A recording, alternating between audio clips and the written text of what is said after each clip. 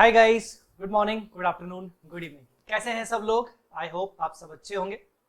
मैं भी एकदम अच्छा हूँ। इस वीडियो में हम बात करेंगे AS20 के चार्ट रिवीजन की। जैसा कि आपको दिख रहा है, चार्ट रिवीजन कहाँ से हो रहा है फिर से एक बार बता दूं।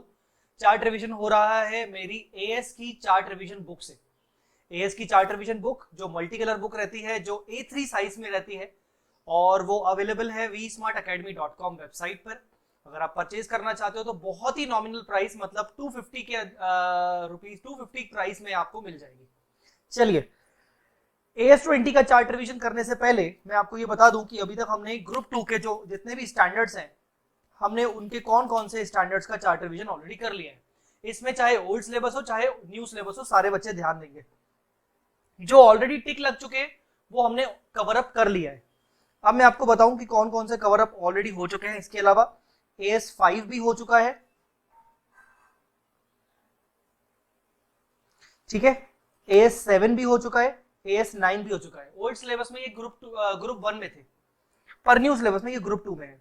इसके अलावा अमेलगमेशन ऑलरेडी हम कवर कर चुके हैं, और AS17 सेगमेंट रिपोर्टिंग जो सिर्फ न्यू सिलेबस का है, ओल्ड सिलेबस में नहीं है, वो कवर हो चुका है। AS18 नहीं हुआ, 19 नहीं हुआ, 20 हम आज कवर करेंगे तो इसलिए मैं इसको टिक लगा रहा हूं, ठीक है।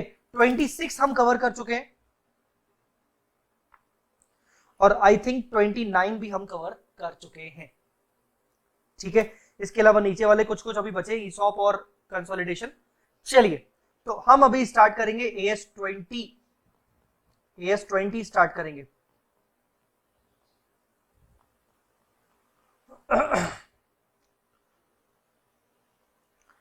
इस चार्ट रिवीजन को हम डिटेल में डिस्कस करेंगे, क्योंकि ये जो AS20 है इसमें कुछ प्रैक्टिकल क्वेश्चंस भी कवर होते हैं। अब जैसे राइट इशू के केस में EPS कैसे निकालते हैं, थोड़ा सा उसका कैलकुलेशन समझाना जरूरी है। डाइल्यूटेड EPS का कैलकुलेशन समझाना जरूरी है। टाइम वेट कैसे निकालते हैं, जब पार्टली पेड शेयर्स हो तो कैलकुलेशन समझाना जरूरी है।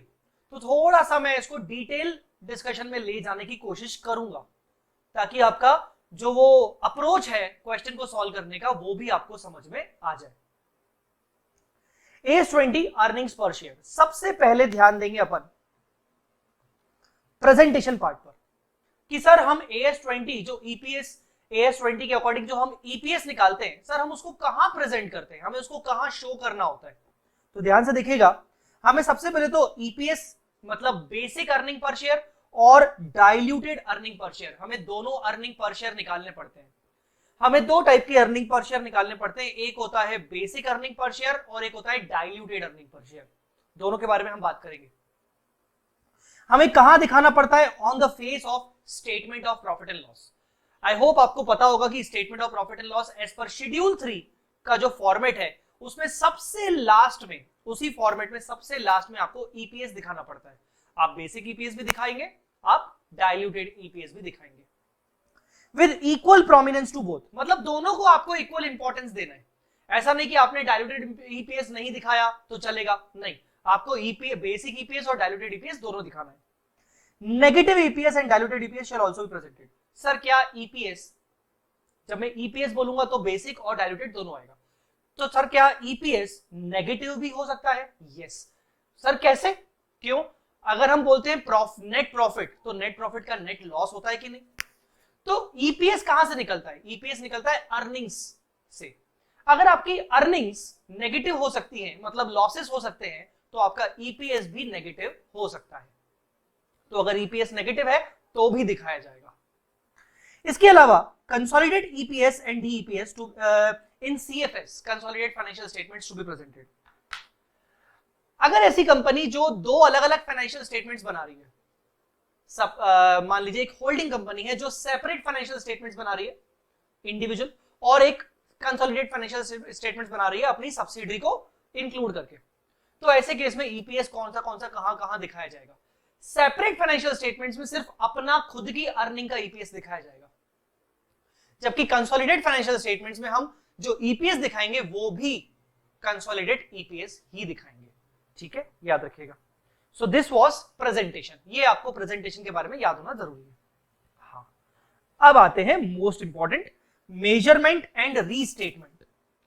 मतलब ईपीएस को कैसे मेजर किया जाएगा और कब कब ईपीएस को कहां कहां रीस्टेट किया जाता है। पहले हम बात करेंगे बेसिक ईपीएस की, जो बिल्कुल ही आसान है। पहली बात तो हम समझ लें कि ईपीएस के लिए हमें दो चीजों की जरूरत पड़ती है, एक होती है न्यूमरेटर, एक होता है डिनोमिनेटर। न्यूमरेटर में हम सब जानते हैं हमें चाहिए अर्निंग्स और डिनोमिनेटर में हमें चाहिए नंबर ऑफ शेयर्स। अब हम इसको डिटेल में समझते हैं। न्यूमरेटर पे आते हैं। न्यूमरेटर पे आते हैं। सर अर्निंग तो हमें चाहिए, पर अर्निंग कौन सी चाहिए? अर्निंग चाहिए हमें EAESH। मैं फिर से रिपीट कर रहा हूं, EAESH, earning available for equity share holders. इसको हम बोलेंगे net profit available for equity share holders. मैं यहां पर अर्निंग बोलूं या नेट प्रॉफिट बोलूं, it is one in the same case. That earning can be negative also. ये अर्निंग नेगेटिव भी हो सकता है। आई बात समझ में कि नहीं? तो earning can be negative also, याद रखिएगा मेरी बात। तो EAESH चाहिए। सर ये EAESH कैसे निकलता होगा? EBIT में से इंटरेस्ट गया, EBT उसमें से टैक्स एक्सपेंस गया, ठीक है ना। जैसे नेट प्रॉफिट लॉस आया आपका, नेट प्रॉफिट लॉस में से आपका टैक्स एक्सपेंस गया। टैक्स एक्सपेंस में क्या क्या आता है? करंट टैक्स और डेफर्ड टैक्स। जिन बच्चों को डेफर्ड टैक्स के बारे में नहीं पता वो AS22 में जरूर पढ़ लीजिएगा, AS22 में मालूम पड़ जाएगा। IPCC के बच्चे फिलहाल ये ध्यान न दें कि डेफर्ड टैक्स क्या होता है, क्योंकि उनके सिलेबस में AS22 नहीं है। इंटर के बच्चे जिनके सिलेबस में AS22 है, आई होप आपको पता होगा कि डेफर्ड टैक्स क्या होता है, deferred tax asset, deferred tax liability क्या होता है। तो अब माइनस आपको करना पड़ता है टैक्स एक्सपेंस। टैक्स एक्सपेंस में दो चीजें आती है, टैक्स करंट टैक्स और डेफर्ड टैक्स।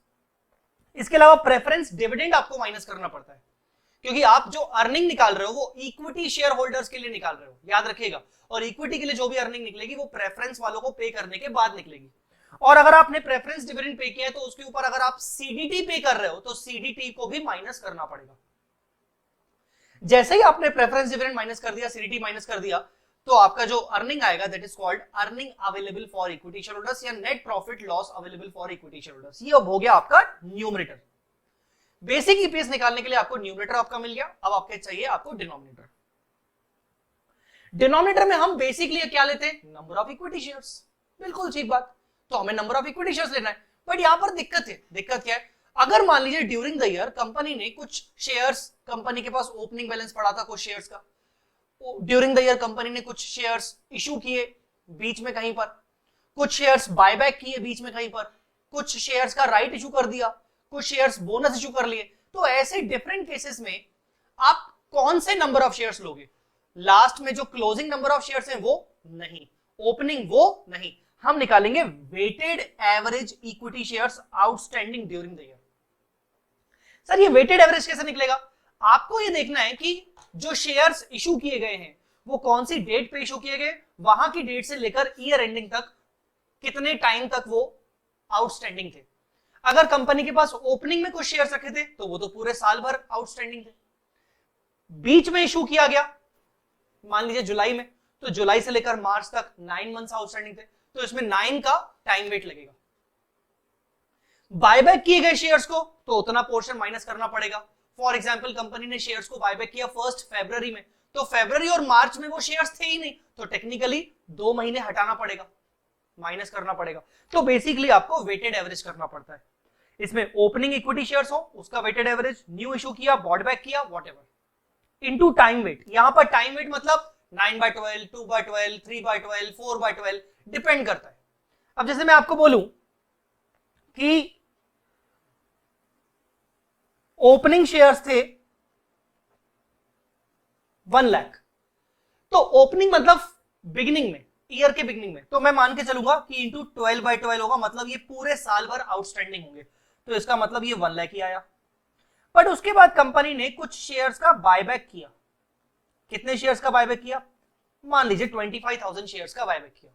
सर कब किया बायबैक? मान लीजिए 1 जनवरी को किया। कब किया सर? 1 जनवरी। तो जनवरी, फरवरी, मार्च, मतलब ये जो बायबैक वाले शेयर से 25,000 टेक्निकली ये ऊपर के 1 लाख में शामिल थे, और आप 1 लाख के ऊपर 12/12 का वेट कर चुके हो, टाइम वेट दे चुके हो, मतलब आप मान चुके हो कि ये तो पूरे साल भर आउटस्टैंडिंग थे। पर देखा जाए तो ये जो 25,000 हैं ये सिर्फ अप्रैल से लेकर दिसंबर तक आउटस्टैंडिंग थे, जनवरी, फरवरी, मार्च में आउटस्टैंडिंग नहीं थे। तो आपको क्या करना पड़ेगा? आप बोलोगे इंटू 3/12 और ये माइनस कर दोगे। क्यों? क्योंकि इस 25,000 के ऊपर कहीं ना कहीं जो ये 25,000 है ये ऊपर के 1 लाख में शामिल था और आपने 12 का वेट दे दिया था, जिसमें से आपको 3 का वेट हटाना पड़ेगा। तो इसमें से आप माइनस करोगे, कैलकुलेटर ये रहा, इंटू 3/12, तो आप 6250 माइनस करोगे और आप बोलोगे कि ऑन एन एवरेज साल भर में 93,750 शेयर्स आउटस्टैंडिंग रहे। सर ओरिजिनली तो 1 लाख माइनस 25, क्लोजिंग में तो 75,000 आउटस्टैंडिंग है, क्लोजिंग में 75 है, ओपनिंग में 1 लाख है, ड्यूरिंग द ईयर जो 25,000 है वो बीच में कहीं पर रिडीम हुए, मतलब बायबैक हुए, तो आप बोलोगे sir during the year 93,750 shares outstanding थे, इनके बेसिस पे ईपीएस निकलेगा। ठीक है, आई होप आपको बातें क्लियर हो रही होंगी। ठीक है, तो ये था बेसिक अर्निंग पर शेयर। अच्छा, इसके लिए डिटेल में मैंने कुछ ये दिया हुआ है कि टाइम वेट कब से लेना चाहिए। टाइम वेट फ्रॉम व्हेन, कब से टाइम वेट लेना है। अगर पब्लिक इशू हुआ है तो जब आपको कैश रिसीवेबल होना था, सीधी बात है, अलॉटमेंट डेट, आप इसको अलॉटमेंट डेट बोल सकते हो, क्योंकि जिस दिन कंपनी अलॉट करती है उस दिन से कैश रिसीवेबल हो जाता है। दूसरा, कन्वर्जन ऑफ डिबेंचर्स और प्रेफरेंस शेयर्स। मान लीजिए कंपनी ने अपने डिबेंचर्स और प्रेफरेंस शेयर्स को कन्वर्ट कर दिया इक्विटी में, वो भी तो इक्विटी शेयर बन गए। जब वो इक्विटी शेयर बन गए, जिस डेट पे कन्वर्जन हुआ वहां से वो इक्विटी शेयर बन गए, तो वो भी तो आपके ईपीएस की कैलकुलेशन में आएंगे, कन्वर्जन डेट। ठीक है, तो सर इनका जो डिविडेंड होगा, डिबेंचर्स का इंटरेस्ट और डिविडेंड, वो भी कन्वर्जन डेट तक लिया जाएगा ईएएसएच निकालने के लिए। इशू इन ल्यू ऑफ, क्या लिखा है भाई, issue in lieu of interest और प्रिंसिपल ऑन अदर लोन्स। मान लीजिए मैंने बैंक से एक लोन लेके रखा था और मुझे बैंक को वो लोन रीपे करना था, पर मैं किसी कारण से बैंक को लोन रीपे नहीं कर पाया, ना इंटरेस्ट पे कर पाया ना प्रिंसिपल पे कर पाया। बैंक ने मुझे बोला कि ठीक है, अब आप हमें लोन पे रीपे नहीं कर रहे हो तो आप हमें अपनी कंपनी के इक्विटी शेयर इशू करिए। ओहो, मतलब मैंने अपनी कंपनी के इक्विटी शेयर इशू किए क्योंकि मैंने लोन नहीं पे रीपे कर पा रहा हूं, इसीलिए। तो जिस दिन इंटरेस्ट और प्रिंसिपल आउटस्टैंडिंग हुआ था उस दिन से लेकर, when the interest ceases to, sorry outstanding नहीं, मान लीजिए कंपनी ने बोला, बैंक ने बोला कि 1 जुलाई से हम आपसे इंटरेस्ट वगैरह चार्ज नहीं करेंगे। क्यों? क्योंकि आप हमें अपनी कंपनी के इक्विटी शेयर दे रहे हो, तो हम मान रहे हैं कि आपका लोन खत्म हो रहा है, तो 1 जुलाई से हम आपसे इंटरेस्ट चार्ज नहीं करेंगे। मान लीजिए ओरिजिनली मैंने इक्विटी शेयर इशू करते करते मुझे 15 जुलाई लग गया, पर 1 जुलाई से इंटरेस्ट चार्ज नहीं हो रहा है, तो जिस दिन से इंटरेस्ट चार्ज होना बंद हो जाएगा, सीजेस टू अक्रू, उस दिन से माना जाएगा कि ये जो इक्विटी शेयर मैंने इशू किए थे 1 जुलाई से लेकर इशू हुए। भले अलॉटमेंट करते करते 15-20 दिन, 1 महीना 2 महीना लग जाए, ceases to accrue interest. Sir ये इतना इंपॉर्टेंट है क्या? नहीं, ये पार्ट ज्यादा इंपॉर्टेंट नहीं है, बट फिर भी issue in exchange of liability settlement, same. मान लीजिए मुझे किसी लायबिलिटी को सेटल करना है, मुझे अपने क्रेडिटर्स को पे करना है, मैंने उनको बोला कि मैं कैश नहीं पे कर पाऊंगा, मैं आपको इक्विटी शेयर इशू करूंगा, तो ठीक है, जिस दिन सेटलमेंट किया मैंने, जिस दिन सेटलमेंट मैंने किया उस दिन से माना जाएगा कि मैंने इक्विटी शेयर इशू किया उसको। Issue in case of amalgamation, ये इंपॉर्टेंट है, जब एक कंपनी दूसरी कंपनी को टेक ओवर करती है तो उसको अमेलगमेशन बोलते हैं, वो AS14 अमेलगमेशन में आता है, और AS14 अमेलगमेशन में हमें 2 मेथड बताए गए, परचेज मेथड और पूलिंग ऑफ इंटरेस्ट मेथड। याद आ रहा है कि नहीं? और आपको पता होगा कि जब वो कंपनी टेक ओवर करती है तो हमें पीसी पे करना पड़ता है in the form of equity shares, generally PC equity shares के फॉर्म में पे करते हैं। तो एक कंपनी जो अपने इक्विटी शेयर इशू कर रही है पीसी के फॉर्म में, वो भी तो इक्विटी शेयर इशू हुए ना, उन इक्विटी शेयर्स का टाइम वेट कब से लिया जाएगा? अगर परचेज मेथड है फ्रॉम द एक्विजिशन डेट, जो डेट ऑफ एक्विजिशन है, मान लीजिए पूरे साल भर में सपोज डेट ऑफ एक्विजिशन थी 1 नवंबर, तो 1 नवंबर से। पर अगर मर्जर मेथड है from the beginning of reporting period. Sir ऐसा क्यों? आपको याद होगा मर्जर में हम मान के चलते हैं कि जो दो कंपनी आपस में मर्ज हुई है वो तो सब कुछ, सबका जो अर्निंग है एक बराबर लेके मर्ज हुई है। मतलब मर्जर में हमें मान के चलना पड़ता है कि ऑल एसेट्स लायबिलिटीज हमारे पास शुरू से थी, तो मर्जर के केस में मानना पड़ेगा कि शुरू से ही वो हमारी कंपनी थी, वो तो सिर्फ अलग नाम पे थी, अब हमारा नाम एक हो गया। तो मर्जर के केस में बिगिनिंग से टाइम वेट लिया जाएगा, मतलब 12/12 का वेट लिया जाएगा। मैं अगेन बोल रहा हूं, ये जो जितना भी मैंने आपको फ्रॉम व्हेन करवाया है, ये ज्यादा एज सच इंपॉर्टेंट नहीं है, ये सीएफ फाइनल में ज्यादा काम आता है। तो ये था आपका बेसिक अर्निंग पर शेयर। अब आते हैं अपन डाइल्यूटेड अर्निंग पर शेयर, जो कि इंपॉर्टेंट भी है। Diluted earning per share. Sir ये डाइल्यूटेड अर्निंग पर शेयर होता क्या है? सर ये डाइल्यूटेड अर्निंग पर शेयर क्या होता है? बच्चों डाइल्यूटेड अर्निंग पर शेयर तब निकाला जाता है जब कंपनी में पोटेंशियल इक्विटी शेयर्स आउटस्टैंडिंग पड़े हैं। सर ये क्या होता है potential equity shares? Sir normal equity shares तो सुना है, इक्विटी शेयर्स। बेटा जो नॉर्मल इक्विटी शेयर्स होते हैं उसको बोला जाता है ऑर्डिनरी इक्विटी शेयर्स। ये वर्ड इंपॉर्टेंट याद रखना, ऑर्डिनरी। पर अगर मान लीजिए कंपनी में कुछ कन्वर्टेबल डिबेंचर्स हैं, ऐसे डिबेंचर्स जो आगे चल के इक्विटी में कन्वर्ट हो सकते हैं, कन्वर्टेबल प्रेफरेंस शेयर्स हैं, ऐसे प्रेफरेंस शेयर जो आगे चल के इक्विटी में कन्वर्ट हो सकते हैं। कंपनी ने अपने एम्प्लॉइज को ईसॉप का ऑप्शन दिया हुआ है, मतलब आगे चल के एम्प्लॉइज को हम इक्विटी शेयर इशू कर सकते हैं। कंपनी के पास शेयर वारंट्स आउटस्टैंडिंग रखे हैं, मतलब वो शेयर वारंट मतलब कंपनी ने पैसे ले लिए हैं पर कंपनी ने शेयर वारंट अभी तक शेयर इशू किए नहीं है, पर आगे चल के शेयर इशू करना पड़ सकता है। आप इन सभी बातों में कुछ कॉमन देख पा रहे हो? कॉमन ये है कि इन सभी में convertible debentures, convertible preference shares, ESOP, share warrants, share application money pending allotment, company ने पैसे ले लिए हैं अभी तक कंपनी ने अलॉटमेंट नहीं किया। ये सब चीजें वो हैं जहां पर फ्यूचर में, अब वो कमिंग फ्यूचर कुछ भी हो सकता है, 5 दिन बाद, 50 दिन बाद, 1 साल बाद, 2 साल बाद, 10 साल बाद, फ्यूचर में कंपनी इक्विटी शेयर इशू करने वाली है और हमें लगता है कि हमें इक्विटी शेयर इशू करना पड़ सकता है। ऐसी जो भी सिक्योरिटीज होती हैं, चाहे वो कन्वर्टेबल डिबेंचर्स हो, प्रेफरेंस शेयर्स हो, शेयर वारंट्स हो, ईसॉप हो, share application money pending allotment हो, ये जितने भी सिक्योरिटीज हैं, ये सब की सब सिक्योरिटीज को बोला जाएगा potential equity share. Potential equity shares. मैं हमेशा इसका एग्जांपल आपको इस तरीके से देता हूं कि जो सीए स्टूडेंट है वो आने वाला फ्यूचर का पोटेंशियल चार्टर्ड अकाउंटेंट है। हम यही बोलते हैं ना भाई, तुम भावी चार्टर्ड अकाउंटेंट हो, मतलब तुम फ्यूचर के चार्टर्ड अकाउंटेंट हो, तुम्हारे में बहुत अच्छा पोटेंशियल है, ऐसा। तो पोटेंशियल इक्विटी शेयर्स, जब भी कंपनी के पास ऐसे इक्विटी ऐसे पोटेंशियल इक्विटी शेयर्स होते हैं तो कंपनी करंट ईयर में बेसिक ईपीएस के अलावा डाइल्यूटेड ईपीएस भी निकालती है। सर अब ये वर्ड डाइल्यूटेड कैसे आया? सिंपल सी बात बोलो, बेसिक ईपीएस के लिए हमें लगता है न्यूमरेटर डिवाइड बाय डिनोमिनेटर। अगर मैं आपको बोलूं कि डिनोमिनेटर को जितना बढ़ाते जाओगे तो आपका ओवरऑल ईपीएस गिरेगा कि बढ़ेगा? ऑब्वियसली आपका ईपीएस गिरेगा। क्यों सर? डिनोमिनेटर को बढ़ाएंगे तो आंसर छोटा आएगा। तो ये पोटेंशियल इक्विटी शेयर्स का रिलेवेंस क्या है? पोटेंशियल इक्विटी शेयर्स मतलब फ्यूचर में ये इक्विटी होने वाला है। तो AS20 कहता है कंपनी को कि आप अगर अपनी प्रेजेंट अर्निंग को ध्यान में रखते हुए इन पोटेंशियल इक्विटी शेयर्स को भी जोड़ दो डिनोमिनेटर में, तो डेफिनेटली आपका ईपीएस गिरेगा। आप वो भी निकालिए। फिर से बोल रहा हूं, आपकी current earning based on your current capacity, अगर ये पोटेंशियल इक्विटी शेयर्स आगे चल के इक्विटी बन गए तो ये भी आपके डिनोमिनेटर में आ जाएंगे। तो वो जो ईपीएस आएगा वो भी निकाल के बताइए। सर क्यों? बेसिकली लॉ ये चाहता है कि यूजर्स को, शेयर होल्डर्स को स्पेशली, ना सिर्फ बेसिक अर्निंग पर शेयर के दर्शन कराए जाए, उनको डाइल्यूटेड के भी दर्शन कराए जाए।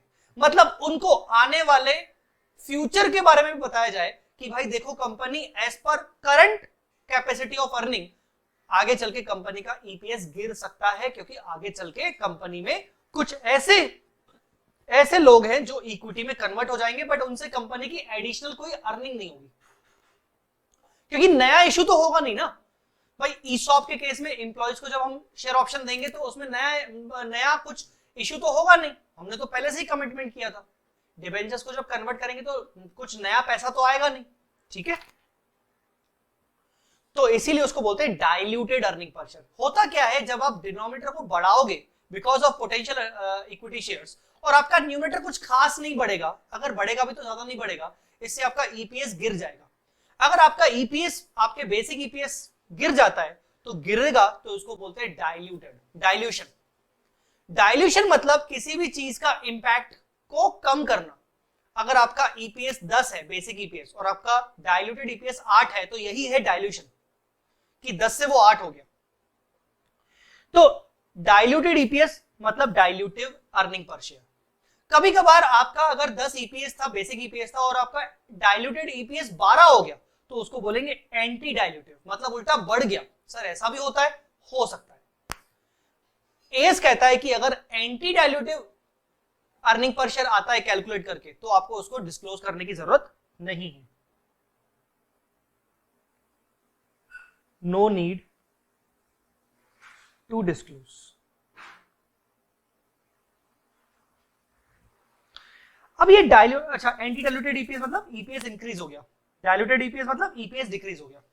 अब ये निकालते कैसे? सिंपल सी बात है, अभी तक हम क्या बोल रहे थे भाई, न्यूमरेटर बराबर डिनोमिनेटर बेसिक ईपीएस के लिए। अब आपको कुछ नहीं करना है, आप सिंपल सी बात याद रखिएगा, न्यूमरेटर आपका क्या था, EAESH earning available for equity share holders. इसमें आप प्लस करेंगे। सोचो अगर आप अपने डिबेंचर्स को कन्वर्ट करोगे तो आपको कौन सी चीज की सेविंग होगी, फ्यूचर में आप इंटरेस्ट पे नहीं करोगे तो आपका इंटरेस्ट का सेविंग हो जाएगा, interest saving minus tax.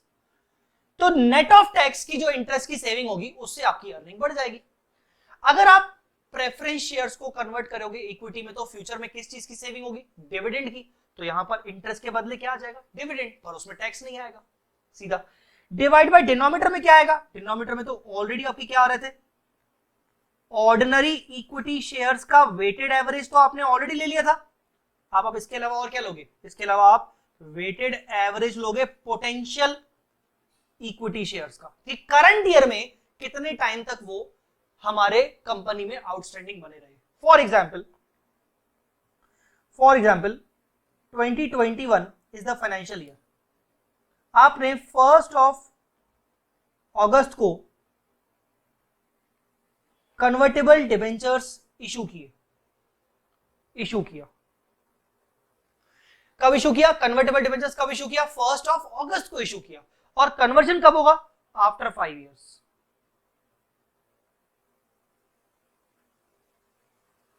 Conversion होगा आफ्टर 5 इयर्स, 5 साल बाद कन्वर्जन होगा। तो हम बोलेंगे कि करंट ईयर में ये कितने महीने आउटस्टैंडिंग था, ये जो सिक्योरिटी है अगस्त में आई, तो अप्रैल मई जून जुलाई में नहीं आई, मतलब 4 महीने नहीं थी, तो 12 में से 4 गए, कितने, ये 8 महीने आउटस्टैंडिंग था। तो आप इसको करोगे इंटू 8/12। आया समझ में कि नहीं, क्लियर। सपोज ये करंट ईयर में ही कन्वर्ट हो गया, ये कन्वर्ट हो गया करंट ईयर में ही, कन्वर्टेड ऑन 1 मार्च 2021। आप क्या बोलोगे, आप बोलोगे अब अगस्त सितंबर अक्टूबर नवंबर दिसंबर जनवरी फरवरी 6 महीने, 6 महीने कैसे, अगस्त सितंबर अक्टूबर नवंबर दिसंबर जनवरी फरवरी 7 मंथ्स। तो आप बोलोगे 7/12, ये बेसिकली 7/12 7 महीने तक पोटेंशियल रहा। मार्च से ये ऑर्डिनरी इक्विटी शेयर बन गया, तो वो तो आपके डिनोमिनेटर में ऑलरेडी इस वाले में तो आ चुका होगा, मार्च से लेकर उसका टाइम वेट यहां आ चुका होगा 1 महीने का, पर 7 मंथ्स का टाइम वेट आप अलग से लोगे। आई बात समझ में। सो न्यूमरेटर डाइल्यूटेड, आपका न्यूमरेटर भी डाइल्यूट हो जाएगा, मतलब डिपेंड करता है। तो net profit loss available for equity share holder जो आपका ऑलरेडी था, इसमें पोस्ट से tax saving in interest on debentures, अगर आपके डिबेंचर्स कन्वर्टेबल है, saving in preference shares on conversion, preference share जब कन्वर्ट होंगे तो उसका सेविंग, और उनके ऊपर कोई सीडीटी डीडीटी है तो उनका भी सेविंग। डिनोमिनेटर में weighted average equity shares for basic EPS तो आपने लिया ही हुआ है, इसके अलावा new issue on conversion of debentures और प्रेफरेंस शेयर्स या issue of stock options free of cost, ये मैं आपको बताऊंगा, ये बेसिकली ईसॉप है, ये मैं आपको बताऊंगा करके कि इसको कैसे करते हैं इनटू टाइम वेट। आया समझ में। ईसॉप के केस में क्या होता है मैं आपको बता रहा हूं, ईसॉप के केस में पोटेंशियल इक्विटी शेयर्स कैसे निकालते हैं। मान लीजिए हमने अपने एम्प्लॉइज को 10,000 ईसॉप दिए, 10,000 ईसॉप दिए एट एक्सरसाइज प्राइस ऑफ 30, जबकि मार्केट प्राइस है फॉर एग्जाम्पल 50। अब आप देखिएगा किसमें पोटेंशियल क्या है। आप बोलोगे भाई 10,000 इंटू 30, आगे चल के जब मुझे अपने एम्प्लॉइज को शेयर इशू करने पड़ेंगे तो 10,000 शेयर इशू करने पड़ेंगे 30 के हिसाब से, तो मेरे पास कितनी फंडिंग आएगी, मेरे पास इतने फंड्स रेज होंगे to be raised in future.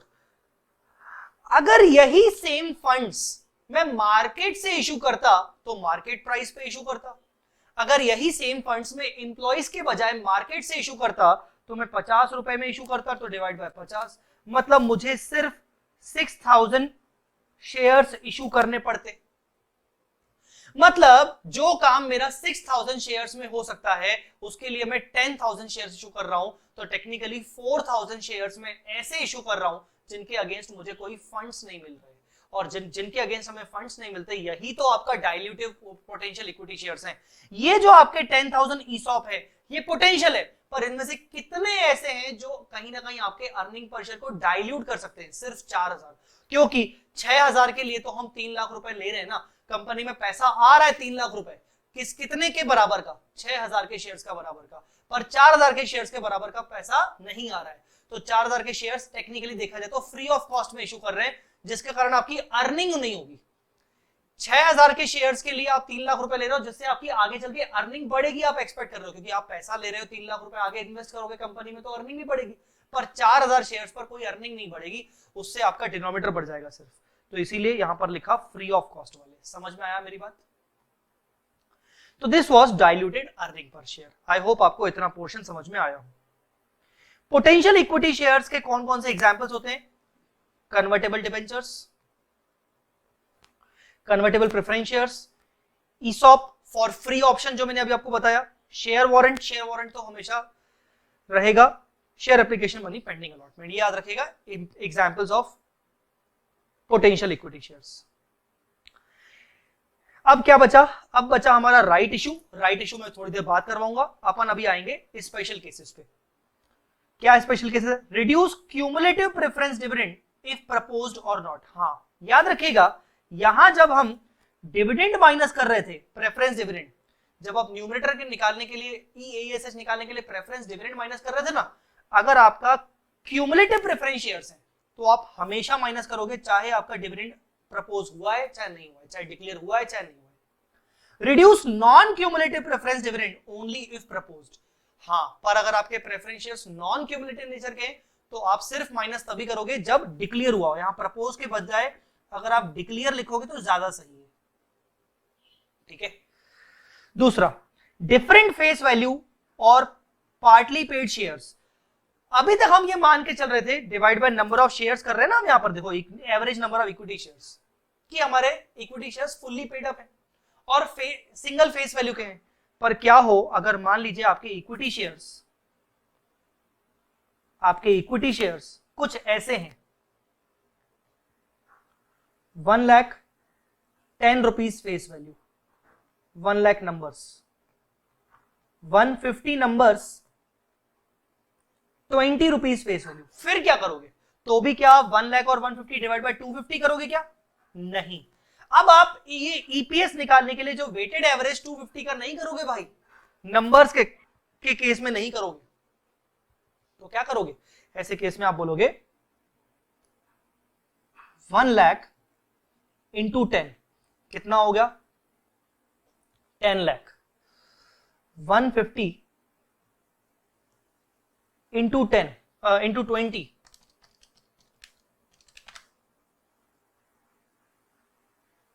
30 lakh, ये आ गया 40 लाख। हम ये करेंगे इक्विटी शेयर कैपिटल, हम निकालेंगे weighted average equity share capital, और हम डिनोमिनेटर में नंबर्स के बजाय अब अमाउंट ऑफ शेयर कैपिटल डालेंगे, मतलब 40। तो सर इससे ईपीएस तो आएगा नहीं, अर्निंग पर शेयर तो आएगा नहीं, अब आ जाएगा अर्निंग पर रुपी, ईपीआर आएगा। 1 रुपए पर कितनी अर्निंग है, क्योंकि आपने डिवाइड बाय अमाउंट किया है, और उस ईपीआर को आप वापस से फेस वैल्यू या पेड अप वैल्यू से इंटू कर दोगे, तो आपका आ जाएगा ईपीएस। जो आपका ईपीआर आएगा उसको वापस से 10 रुपए और 20 रुपए से इंटू कर देंगे, उसको बोलेंगे ईपीआर। ऐसा ही सेम आपको पार्टली पेड के केस में करना है। जैसे मान लीजिए 10 है, अब ये 10 रुपए का फेस वैल्यू है बट 8 पेड अप है, तो आप इंटू करोगे यहां पर 8 से।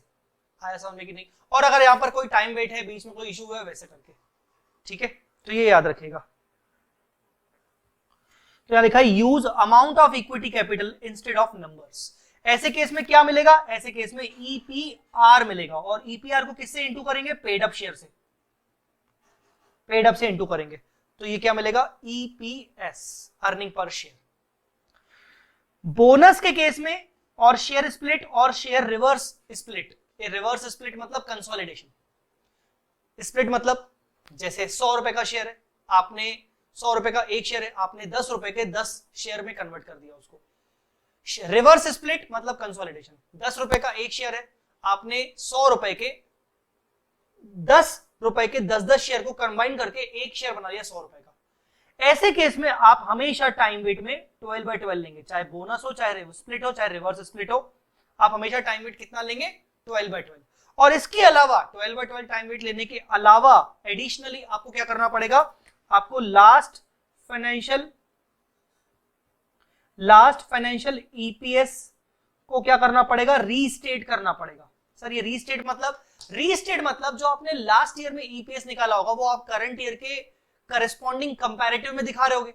हम जब भी करंट ईयर के फाइनेंशियल स्टेटमेंट्स बनाते हैं तो उसमें हम प्रीसीडिंग पीरियड के भी कंपैरिजन दिखाते हैं, तो वो कंपैरिजन वाला ईपीएस दिख रहा होगा, पर वो कंपैरिजन वाला ईपीएस तो लास्ट ईयर की कैलकुलेशन के अकॉर्डिंग होगा। आपने करंट ईयर में अगर बोनस इशू किया है, स्प्लिट किया है, रिवर्स स्प्लिट किया है, मतलब कंसोलिडेशन किया है, तो आप ये मान लोगे कि यही बोनस पिछले साल होता तो हमारा पिछले साल का ईपीएस कितना होता। स्प्लिट अगर मैं करंट ईयर में न करता, लास्ट ईयर में करता, तो मेरा पिछले साल का ईपीएस कितना होगा। तो आपको करंट पिछले साल का ईपीएस आपको रीस्टेट करके करंट ईयर के कंपैरिजन में दिखाना पड़ेगा ताकि आप उसको कंपेयर कर सको। ठीक है, अब आते हैं last but not the least, सबसे इंपॉर्टेंट पोर्शन जो एग्जाम में बहुत बार पूछा जाता है, राइट इशू। सर ये राइट इशू के केस में ईपीएस कैसे निकालते हैं, बेसिक ईपीएस कैसे निकालते हैं, हम यहां पर बात करेंगे बेसिक ईपीएस की। राइट इशू के केस में बेसिक ईपीएस कैसे निकालते हैं, हम ये बात क्यों कर रहे हैं। राइट इशू ही एक ऐसा इंपॉर्टेंट फैक्टर है जिसका टाइम वेट करना बहुत तकलीफ वाला काम होता है। सर ऐसा क्यों, नॉर्मल पब्लिक इशू में क्या होता है, कंपनी को पूरा पैसा मिलता है मार्केट रेट पर, इसलिए कोई दिक्कत नहीं है। बोनस इशू में कंपनी को पैसा मिलता ही नहीं है, इसीलिए कंपनी मान के चलती है बोनस इशू में क्यों हम 12/12 कर रहे हैं, पता है क्यों, क्योंकि कंपनी टेक्निकली कुछ पैसा ले नहीं रही है, कंपनी तो बोल रही है कि हम अपने एग्जिस्टिंग प्रॉफिट्स में से आपको शेयर इशू कर रहे हैं, जो हमारे पास प्रॉफिट रखे थे अब वो शेयर कैपिटल बन जाएगा, तो टेक्निकली प्रॉफिट तो हमारे पास शुरू से पड़े हुए, तो शुरू से पड़े हुए तो इसलिए 12/12 कर लोगे, तो प्रॉफिट से ही आपने दिया। राइट इशू में दिक्कत वाली बात यह है कि राइट इशू में कंपनी पैसा लेती भी है पर मार्केट प्राइस पर नहीं लेती। राइट इशू में हम जनरली अपना शेयर इशू करते हैं थोड़ा सा कंसेशनल प्राइस पे, डिस्काउंटिंग रेट, डिस्काउंट पे इशू करते हैं, तो इसमें राइट इशू में कुछ पोर्शन बोनस का भी शामिल होता है, इसीलिए राइट इशू की कैलकुलेशन थोड़ी सी डिफरेंट होती है। अब उस कैलकुलेशन को, डिफरेंट कैलकुलेशन को करने के लिए आपको स्टेप बाय स्टेप समझना पड़ेगा। क्या स्टेप्स हैं, स्टेप्स याद रखने से पहले याद रखिएगा आपको 2 प्राइजेस चाहिए, 2 भी नहीं 3 प्राइजेस आपको पता होने चाहिए। पहला right issue price, right issue price मतलब आपने जो राइट इशू अनाउंस किया है कितने रुपए में अनाउंस किया है, 20 रुपए पर शेयर में अनाउंस किया है, 25 रुपए पे अनाउंस किया है, 100 रुपए पे, 150 पे, 500 पे, 600 पे, 630 पे, 780 पे, कितने पे आपने अनाउंस किया है। आपने राइट इशू प्राइस कितने पे अनाउंस किया है, राइट इशू प्राइस मतलब इशू प्राइस राइट शेयर का। इसके अलावा 2 प्राइसेस और होते हैं, एक होता है कम राइट प्राइस, एक होता है x right price. Cum right price आपको हमेशा क्वेश्चन में दिया होगा और एक्स राइट प्राइस आपको निकालना होगा। इसके चार्ट रिवीजन में लॉजिक्स तो मैं पूरी तरीके से आपको एक्सप्लेन नहीं करूंगा क्योंकि हम अभी पूरा रिवाइज कर रहे हैं। लॉजिक्स मैंने पूरे अपने रेगुलर कोर्स में और फास्ट ट्रैक कोर्स में मैंने पूरे डिस्क्राइब किए हुए हैं कि हम क्यों निकाल रहे हैं, काय को निकाल रहे हैं। हमारा स्टेप 1 है calculate theoretical ex right price. Cum right price आपको क्वेश्चन में दिया होगा, राइट इशू प्राइस आपको क्वेश्चन में दिया होगा। जैसे मान लीजिए मैं आपको बोलूं कि राइट इशू प्राइस है 20 रुपए, कम राइट प्राइस है फॉर एग्जांपल 45 रुपीज, मतलब आज शेयर का मार्केट में प्राइस चल रहा है 45 और हम शेयर इशू करेंगे 20 रुपीज में। फर्स्ट स्टेप है आपको एक्स राइट प्राइस निकालने का है। कैसे निकलेगा, फेयर वैल्यू बिफोर राइट मतलब cum right price, fair value before right, right issue करने से पहले का जो प्राइस था मतलब cum right price, into number of shares before right. Right issue करने से पहले कंपनी में कितने नंबर ऑफ शेयर्स आउटस्टैंडिंग है? For example 1 lakh number of shares outstanding है, तो 1 लाख इंटू 45, ये कितना हो गया? 45 लाख। कंपनी कितने राइट इशू कर रही है? मान लीजिए कंपनी 30,000 शेयर्स राइट इशू में लाना चाहती है। कितने में? मान लीजिए 20 रुपीज में, मतलब एक्सरसाइज प्राइस। एक्सरसाइज प्राइस मतलब राइट इशू प्राइस। ये कितना हो गया? 45 इंटू 1 लाख, ये हो गया 45 लाख, और 30,000 इंटू 20 ये हो गया 6 लाख। तो कुल मिला के कितना हो गया? 51 लाख। मैं अपने एग्जाम्पल के अकॉर्डिंग लिख रहा हूं 51 lakh divide by number of shares after right issue. Right issue होने के बाद शेयर कितने हो जाएंगे? 1 लाख और 30 मतलब 130, 1.3 लाख। ये वैल्यू आ गई 39 रुपीज समथिंग समथिंग। मैं राउंड ऑफ छोड़ रहा हूं, राउंड ऑफ में 39 में कर रहा हूं। तो ये 39 आया, इस 39 को हम बोलेंगे x right price. 39 x right price, जबकि कम राइट प्राइस आपका था 45 रुपीज। आप जानते हो इन दोनों में फर्क क्या है? बेसिकली 45 जो था शेयर का ओरिजिनल प्राइस नहीं था, बेवजह शेयर का प्राइस बढ़ गया था क्योंकि कंपनी ने राइट इशू अनाउंस कर दिया। टेक्निकली कंपनी के शेयर का प्राइस 39 रुपीज होना चाहिए। ये हो गई आपकी स्टेप नंबर 1। अब आते हैं स्टेप नंबर 2 पे। स्टेप नंबर 2 बोलता है कि आपको राइट फैक्टर निकालना पड़ेगा, या उसको एडजस्टमेंट फैक्टर बोलते हैं। ये राइट फैक्टर एडजस्टमेंट फैक्टर क्या होता है? Cum right divide by ex right, मतलब 45 डिवाइडेड बाय 39। ये आपका राइट फैक्टर हो गया। ये जो राइट फैक्टर है, ये राइट फैक्टर बहुत इंपॉर्टेंट है, याद रखिएगा। ये राइट फैक्टर बहुत बहुत बहुत इंपॉर्टेंट है। राइट फैक्टर क्या होता है मैं अभी आपको बता रहा हूं। ये राइट फैक्टर का मतलब क्या होता है? राइट फैक्टर जो होता है, आपको इस राइट फैक्टर को मल्टीप्लाई करना पड़ता है जितने भी नंबर ऑफ शेयर्स थे राइट इशू से पहले उनके ऊपर। याद रखिएगा, ये राइट फैक्टर किसके ऊपर मल्टीप्लाई करना पड़ता है? लिख देता हूं,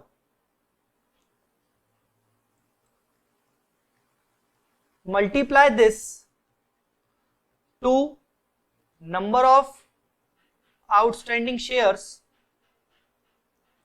only before right. Right issue से पहले जितने नंबर ऑफ शेयर्स थे उसके ऊपर मल्टीप्लाई करना पड़ता है। फॉर एग्जाम्पल, आपका राइट इशू डेट है 1 अगस्त। तो जो ये 1 लाख शेयर्स थे, ये 1 लाख शेयर्स 1 अगस्त से पहले थे, क्योंकि 1 अगस्त को तो आपने राइट इशू अनाउंस कर दिया होगा, तो आपके अब शेयर 130 हो गए। तो आप क्या करते हो? आप, ये तो आपका न्यूमरेटर हो गया, net profit loss for the available for equity share holders. Denominator को देखो करना क्या पड़ता है, न्यूमरेटर डिवाइड बाय डिनोमिनेटर। आप क्या करते हो? 1 लाख शेयर्स आपके पास थे, 1 लाख शेयर्स आपके पास थे, इसमें आप मल्टीप्लाई करोगे राइट फैक्टर को, मतलब 45 डिवाइड बाय 39 इनटू ये कितने महीने आउटस्टैंडिंग रहे? अप्रैल, मई, जून, जुलाई, क्योंकि अगस्त में आपने राइट इशू कर लिया, अगस्त में आपने राइट इशू कर लिया। तो ये 1 लाख शेयर्स आपके 4 महीने आउटस्टैंडिंग थे। आई बात समझ में कि नहीं? प्लस 1 लाख के बाद ये शेयर्स कितने हो गए बढ़ के? ये शेयर्स हो गए 130। सर क्या इस पे भी राइट फैक्टर इंटू करना पड़ेगा? नहीं, राइट इशू के बाद पे राइट फैक्टर इंटू नहीं करना पड़ेगा। अब ये कितने महीने के लिए आउटस्टैंडिंग हो गए? ये आउटस्टैंडिंग हो गए 8 महीने के लिए। तो राइट इशू से पहले 1 लाख शेयर्स थे, 4 महीने आउटस्टैंडिंग रहे, उस पे आपने राइट फैक्टर इंटू कर लिया, और राइट इशू के बाद 130 हो गए, उस पे आपने सिंपली टाइम वेट ले लिया। इससे आपका ईपीएस आ जाएगा जो कि राइट इशू के बेसिस पर आपने निकाला। आई बात समझ में? सर हमें राइट इशू के केस में भी रीस्टेटेड ईपीएस पिछले साल का निकालना पड़ेगा? यस, लास्ट ईयर का जब आप ईपीएस निकालोगे तो आपको कुछ नहीं करना है। डिनोमिनेटर में आपके लास्ट ईयर कितने थे? 1 लाख शेयर्स थे, उसमें अगेन आप राइट फैक्टर इंटू करोगे, इंटू 12/12 ऐसा कर दोगे। लास्ट ईयर में तो ये पूरे साल भर का आउटस्टैंडिंग था। तो बेसिकली राइट इशू में रीस्टेटेड ईपीएस निकालने के लिए भी आपको ये जो राइट फैक्टर है ये लास्ट ईयर के डिनोमिनेटर में आपको मल्टीप्लाई करना पड़ेगा बस। So this is the right issue. क्या लिखा है? Outstanding equity shares before right into right factor into time weight plus total number of shares after right into time weight. तो याद रखिएगा राइट फैक्टर आपको मल्टीप्लाई करना है सिर्फ और सिर्फ राइट इशू के पहले जितने आपके नंबर ऑफ शेयर्स आउटस्टैंडिंग थे उस पे। So guys, this was your AS20 earnings per share. I hope आपको ये AS20 अच्छे से समझ में आया होगा। ये चार्ट रिविजन्स हम बात कर रही है, चार्ट रिविजन्स जो हम वीडियोस रिकॉर्ड कर रहे हैं, हमारा मेन इंटेंशन है कि एग्जाम टाइम में आपका क्विक रिवीजन हो जाए, जल्दी से जल्दी आप अपने अकाउंटिंग स्टैंडर्ड्स और जो भी रिमेनिंग टॉपिक्स का मैं चार्ट रिवीजन कर रहा हूं वो आपका क्विकली कवर हो जाए, ताकि आपका टाइम वेस्ट ना हो। ठीक है, चलिए इसी के साथ मिलते हैं अपने अगले चार्ट रिवीजन वीडियो में। ये चार्ट रिवीजन वीडियोस आप जरूर अपने सभी दोस्तों के साथ शेयर करें, आपको अगर पसंद आ रहे हैं तो। ठीक है, और हमारा चैनल भी सब्सक्राइब करके चलें। Thank you so much, bye bye, जय माता दी, अल्लाह हाफिज।